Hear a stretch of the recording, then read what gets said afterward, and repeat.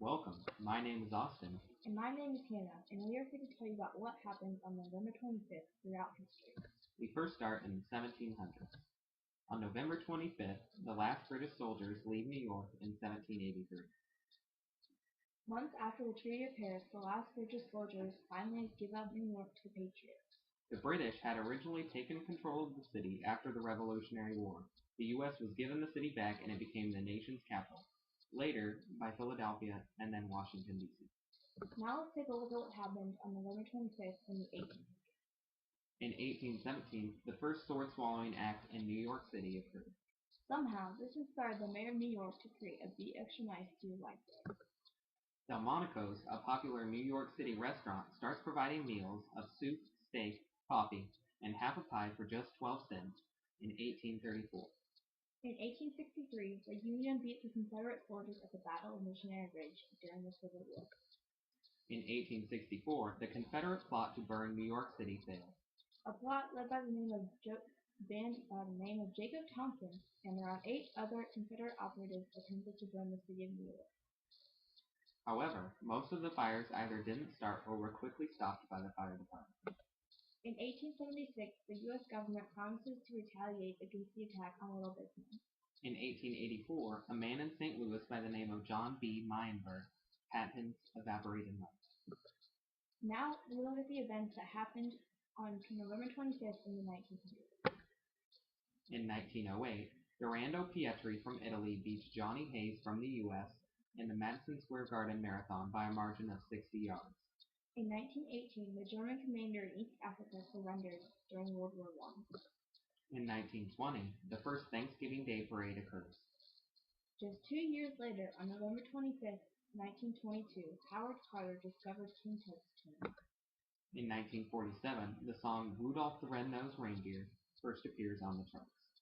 In 1950, a large storm hits the Appalachians.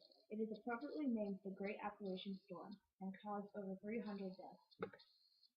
In 1951, the Cleveland Browns receive a 209-yard loss against the Chicago Bears. A year later, Agatha Christie's play The Mousetrap opened. In 1952, the Dallas Texans take their only win against the Bears.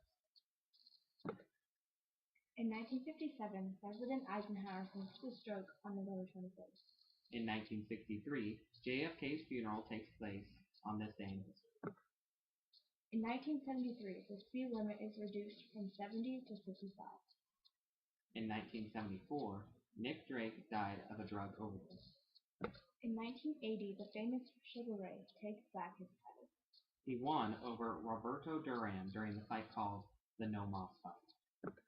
In 1981, Willie Fingers wins MVP for the American League. In 1986, the Iran-Contra connection is revealed. This was the scandal that revealed that the U.S. was selling weapons to Iran after the U.S. policy said they wouldn't sell arms to Iran. This was an effort to try and secure the 7 hostages trapped in Iran.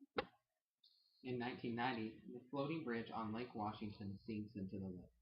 In 1999, the International Day for Eliminating Violence Against Women is established for the first time. Now we take a look at what happened on November 25th in the 21st century. In 2002, a large scale of identity theft occurred. It was the largest identity theft ever. 3 men stole identities from 30,000 people.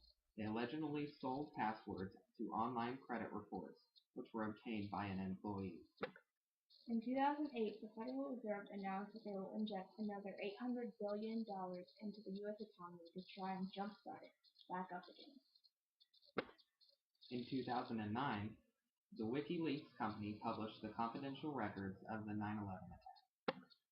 In 2011, 26 bodies were found in Mexico. They were suspected to be a recent attack by the Mexican cartel. This has been your Today in History for November 25th.